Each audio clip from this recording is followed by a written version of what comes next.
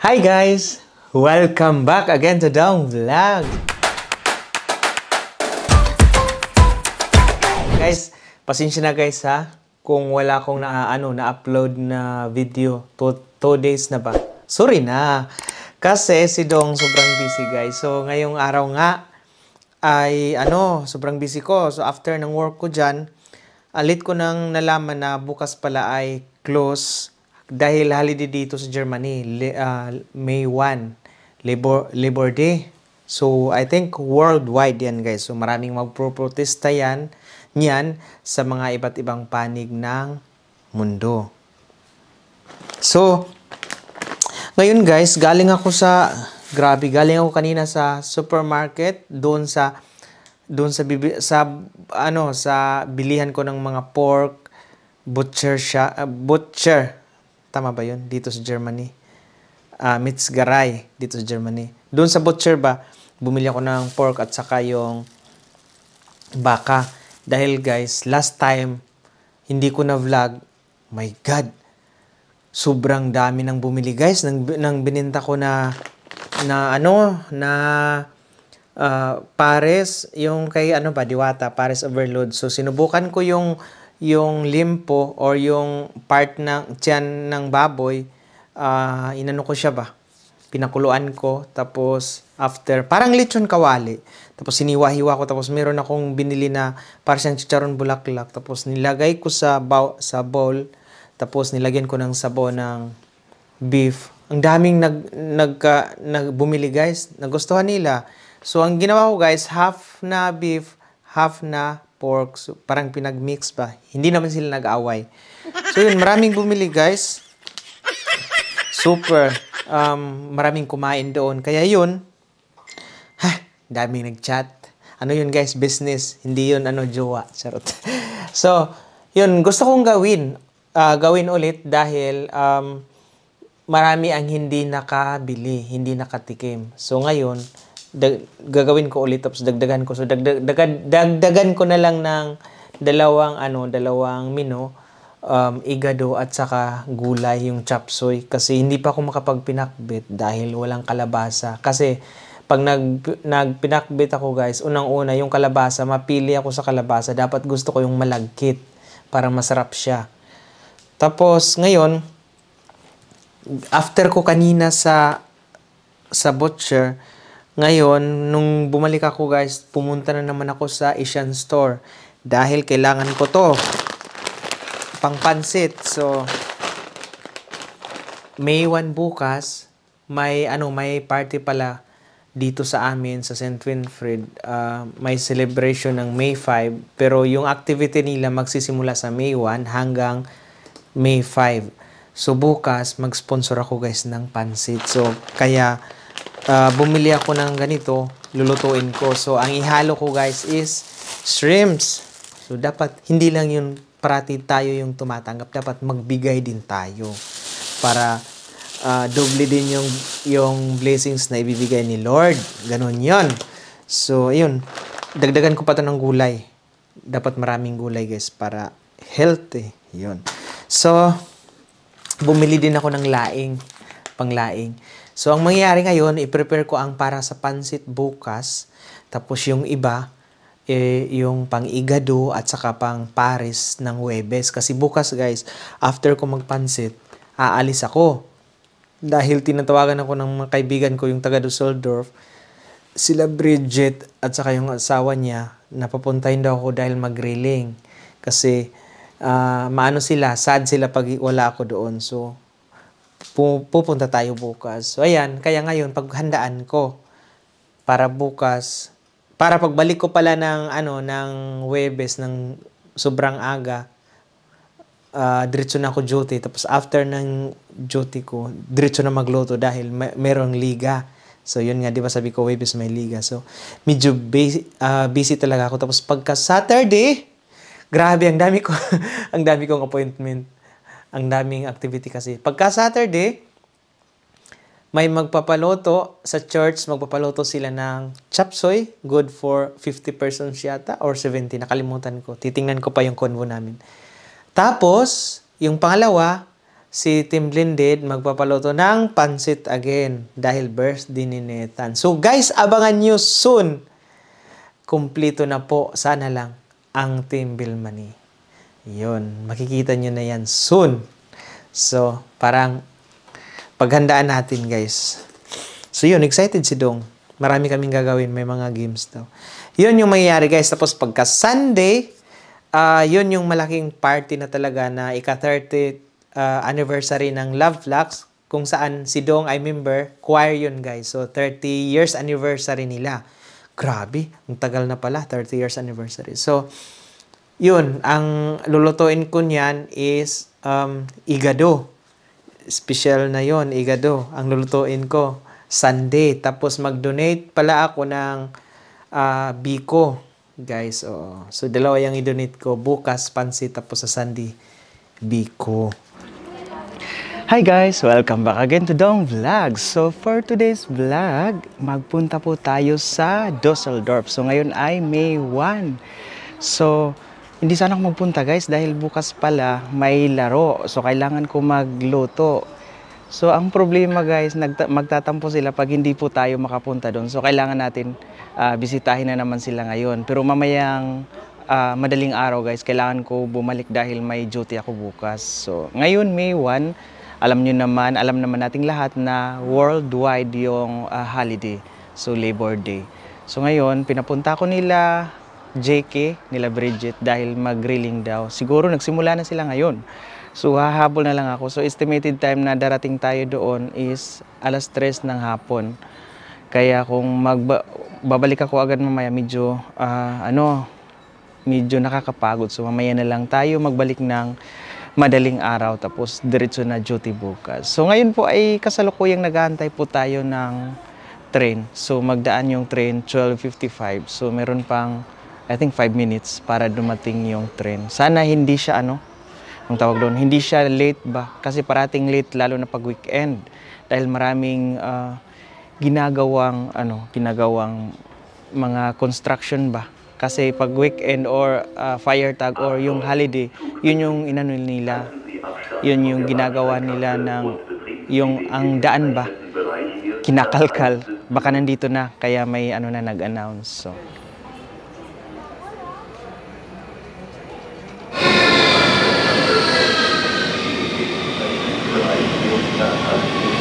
So ayan guys, kabababa lang natin sa bus.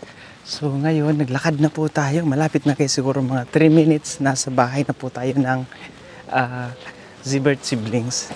Nila Bridget. Grabe, simula ngayong araw guys, mainit na dito sa Germany. May 1. So, sobrang init ba? Sobrang hot, kasing hot ko. So, yan, may reklamo. Huwag na kayo magreklamo guys. Pagbigyan niyo ako ngayong araw. Dahil May 1. Mayo ono. Mayo ra sa sinugdanan. Diyos ko Lord. So kung nakaramdam ang Pinas ng init, ang Germany nakaramdam na naman ngayon. Kasi pa-summer na kami guys. Pero iba yung init sa Pinas, sa init dito. Ngayon. Nagulat nga ako biglaan. Sana yun, baka mawala ako ba? Ayan guys, dito na po tayo. Malapit na. So dito kami last time nung gumawa kami ng serye. Nila Bridget at saka si JR or Ditmar. Ayan.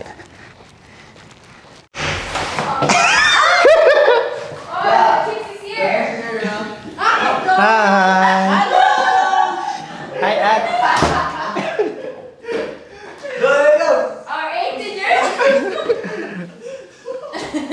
Ba't kayo tumawa? Ate, okay lang videoan ka? So ayan guys, dito rin po tayo guys. So, kukurin ko yung dala ko kay, kailangan siya ma-ref. Ang sama na, dakbe. Ang sama na. Ang sama na yun. Lain? Ang sama na yun. Ano yung sisig? Ay, yung sisig daw. Pwede na pinagwa ng pinilaw. Pinagwa na natin magkinamot gati or magkusarakan. Kaon lang mo dyan. Diyan. Asa hindi kaon? Ito na ba? Uy, boss ko. Ay, wala pa din mo nagkaon di ay? Wala ba? Ngin. Nga nang paabot man ko. Nagkaon lang. Guys, kay kita. Nice of hero si ate karon. Ayan guys, may regalo kay ate. Wow!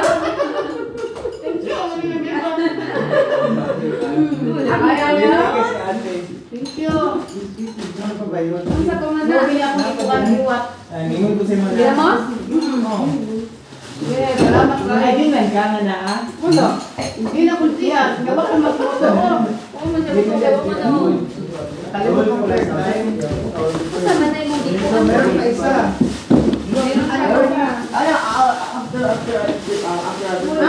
Siyempre, di pwede na walang saba. Wow! Manay, saba pa! Saba! May sama dyan. Ay, dami na ito. Perfect combination. Right, sa rin ko, ano? Yeah, thank you so much, Dong. Thank you, thank you. Andito pala si ano si Risa.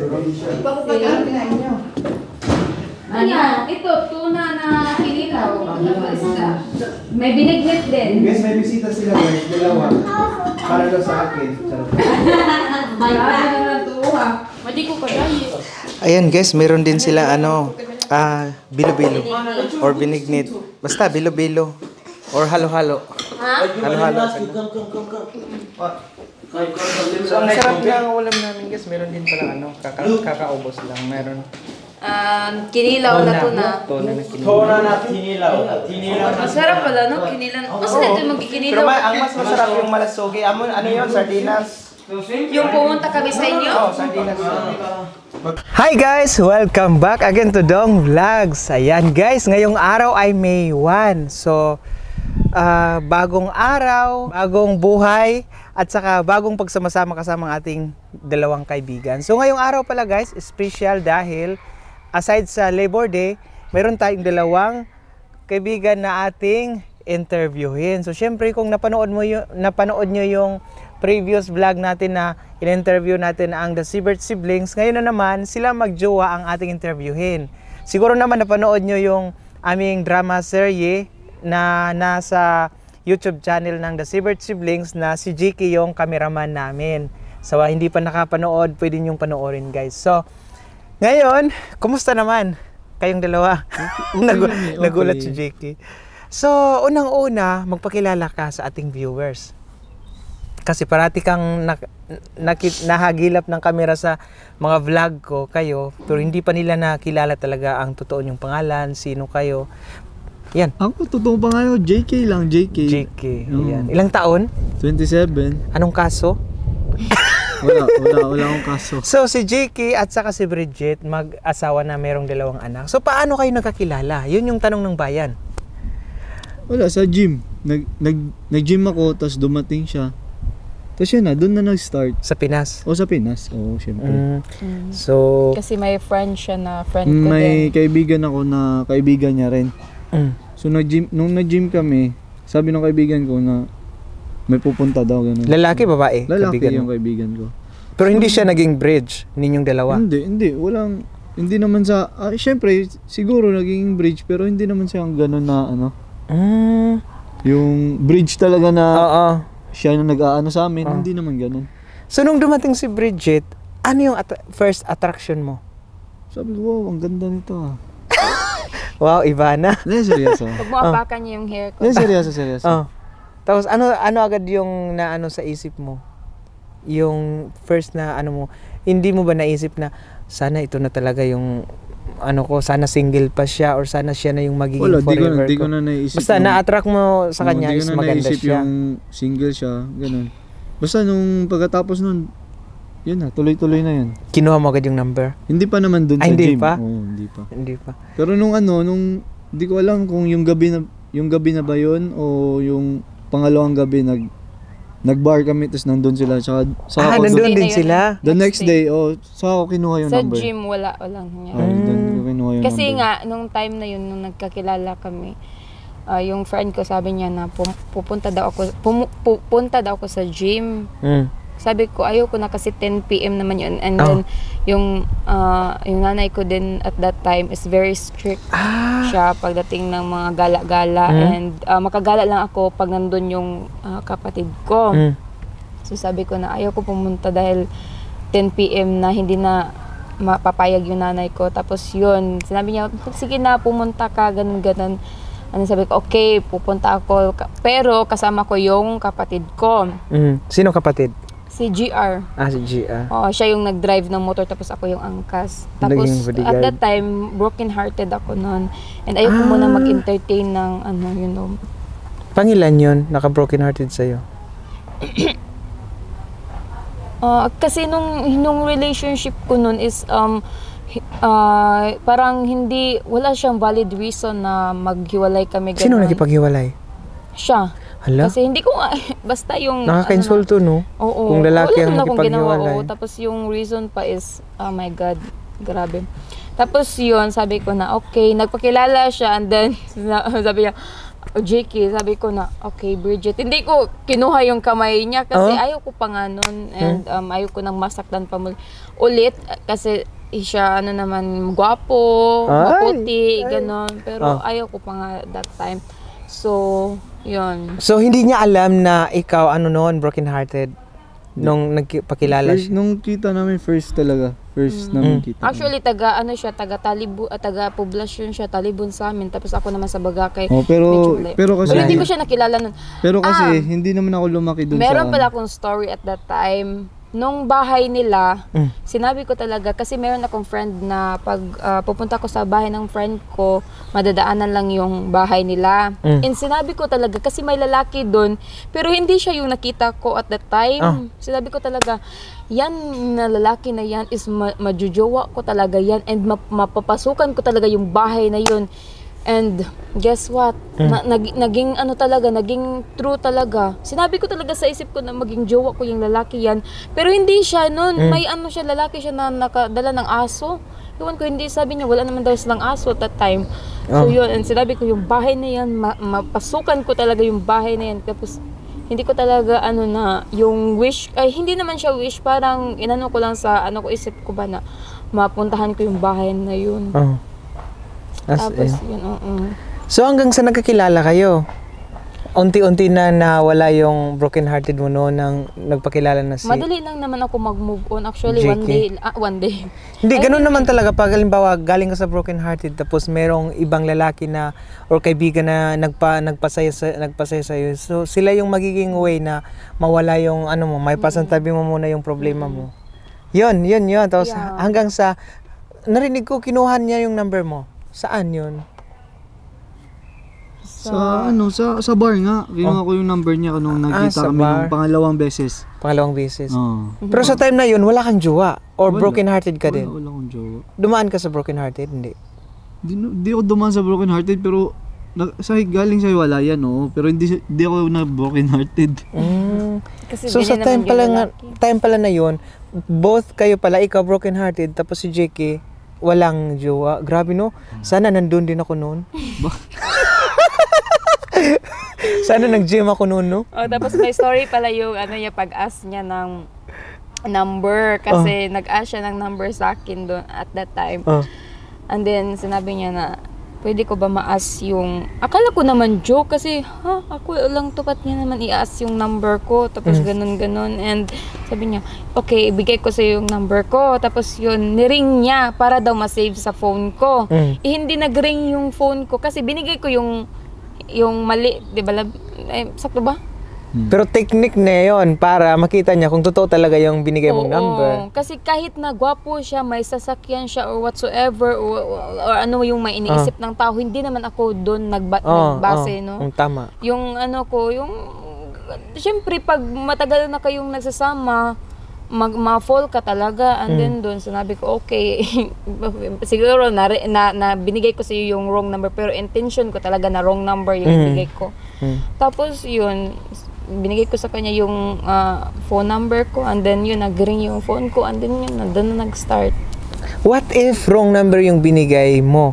Anong reaction mo, Jiki, kung hindi mo siya nakontak? Halimbawa, sinave mo lang tapos umalis ka na. Makukontak mo pa ba siya o hindi na? Oo, siyempre. Kasi may yung kaibigan mo kami, pala. Doon mo masusukat, no? Kung totoo Pagkatapos talaga. dun, kahit na wala kaming mga text, ganun-ganon, Nakikita nakikita pa kami. din kami. Kasi yung friend niya, friend ko din. Tapos So, yun. may mga, yung mga joke-joke doon. Yung friend niyo. Oo. Iwan sa kanila. Pero, hindi ko naman siya, type talaga at that time. Ewan ko na lang yung mga iniisip ng mga tao na ako daw ay Meron palang nag-isip dyan doon sa inyo. malamang, marami. Na type mo daw. Oo, Pero kasi out na sila niyan. Kung si JK gusto mo si JK. So, Kaya, ano nyo yan? Kumbaga, ewan ko choices talaga nyo sa yan. mga Bakit, tao. bakit, May makikita talaga ano silang nyo mali sa'yo yung kahit mga na wala ibang ka tao naman. na hindi naman yun, sa inyo naman yan. So, Kaya di ba, nga. nagbunga ng So, yun, di ba, hanggang sa nabuntis ka kay Blair. So, yung first na nabuntis ka, anong reaction mo? Reaction ni mama mo? Ayun ako, yung nanay ko talaga. Kung hindi pa yan napigilan ng stepdad ko, wala na yan. Kasi muntik talaga uminom ng Zondrox. As in? Kasi Nung malaman siya na buntis ka? Oo. Kasi syempre ako yung babae. Umiyak Gusto si niya- ate? Oo. Gusto niya na parang iano ko yung mga pangarap ko at that time. Tapos mga ba? kapatid mo kasi ikaw yung Oo, panganay. tapos sinabi ko naman sa kanya na hindi siguro palad ko to or destination ko to. Ganun, syempre ganun naman talaga rin yung reaction ng nanay, naintindihan ko naman yun and nirespeto ko naman yun. Kaya sabi ko na okay, para hindi ka ma-stress ako na lang yung aalis. Tapos yun. Umalis ka? Oo, doon ako sa kila JK. Tapos Alalong pumunta naman- na-stress si mama mo siguro nung umalis ka.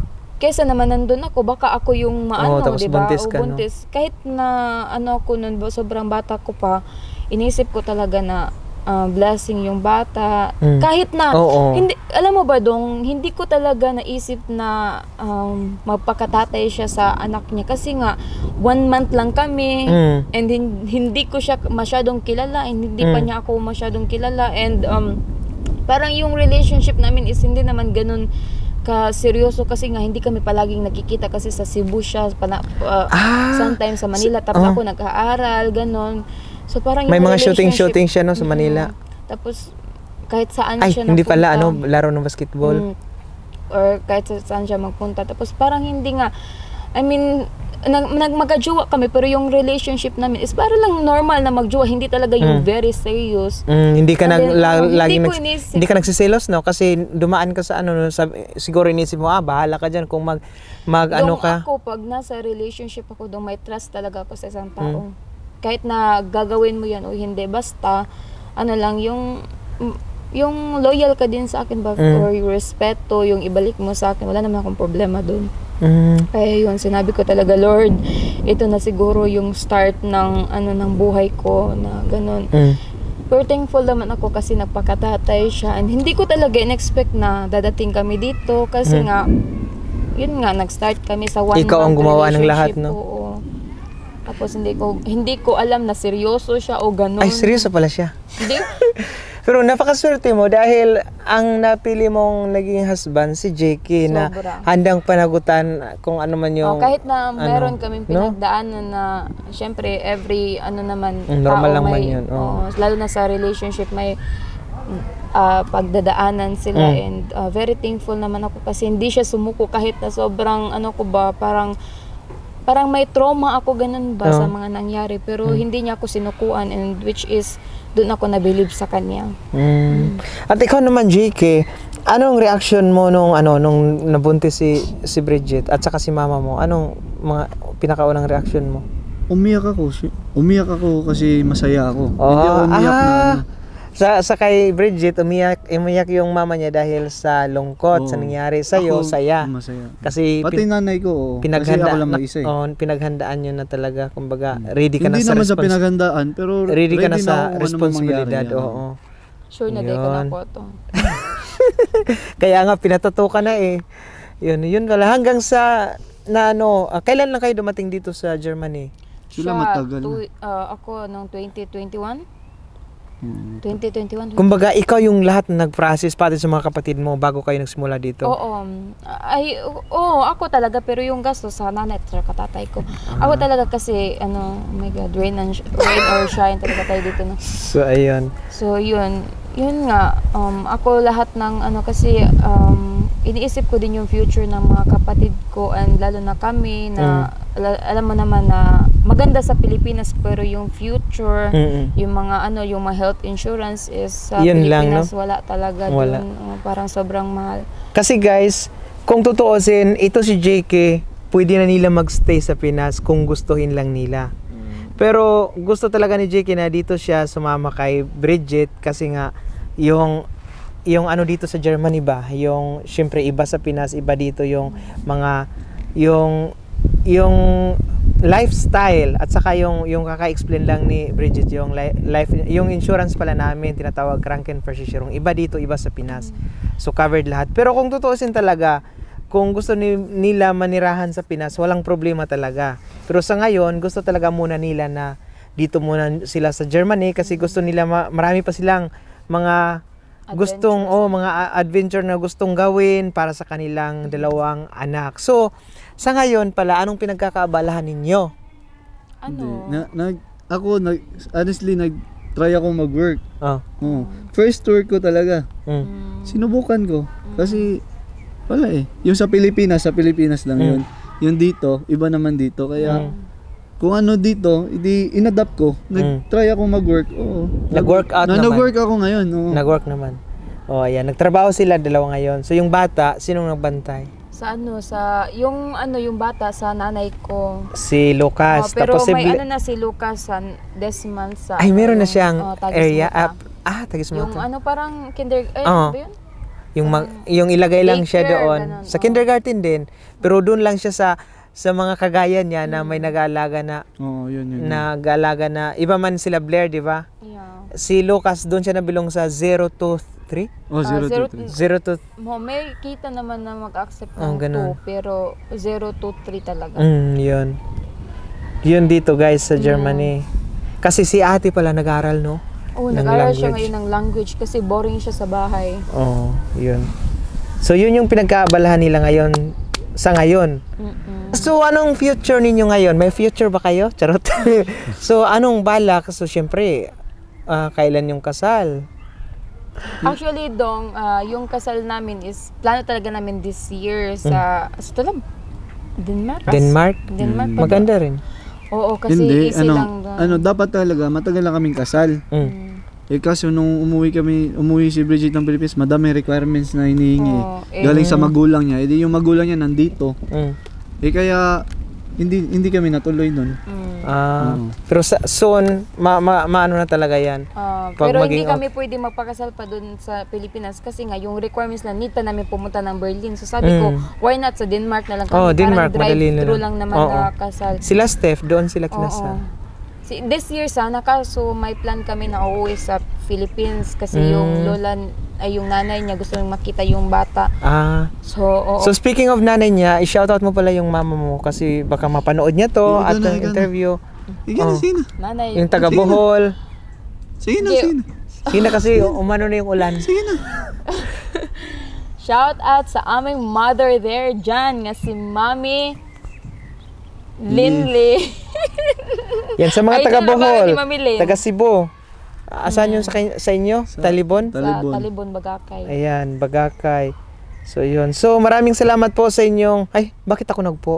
So maraming salamat pala sa inyong pagpa-unlock ng interview sa atin ngayong araw sa Dong Talks. Dong Talks. Kasi umulan na. Guys, so nagmamadali kami kasi umulan na, guys. So yan. So happy din ako, guys, na nakilala ko sila, bagong kaibigan. So nakilala ko pala sila sa basketball dahil nagbenta ako doon tapos biglang bumili si Bridget. Nag-German ako, sabi ko patay, may German nakakain ng dinuguan. Yun pala, Bisaya, guys. Sabi ko, schmeck gut. Sabi niya, lami kaayo. Ako yun na problema kasi dinoychan niya ako. So sinabi ko lang, lami. Grabe, hindi ko akalain na ano pala siya, bisdak. Yan, Bisaya. Doon na nagsalita na siya. Doon doon ko na nalaman. So ayan, sana tuloy-tuloy na yung blessing. Sana soon, mas maganda kasi pagkasal na kayo para marami yung benefits na makukuha ninyo.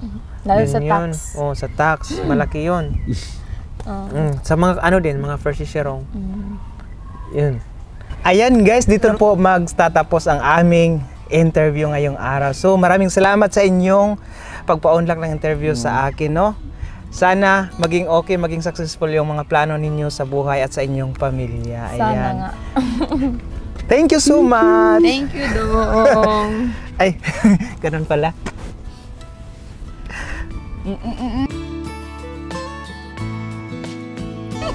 Pilit lagi kinagong. Bye-bye! At ito pa rin ang Dong Vlogs.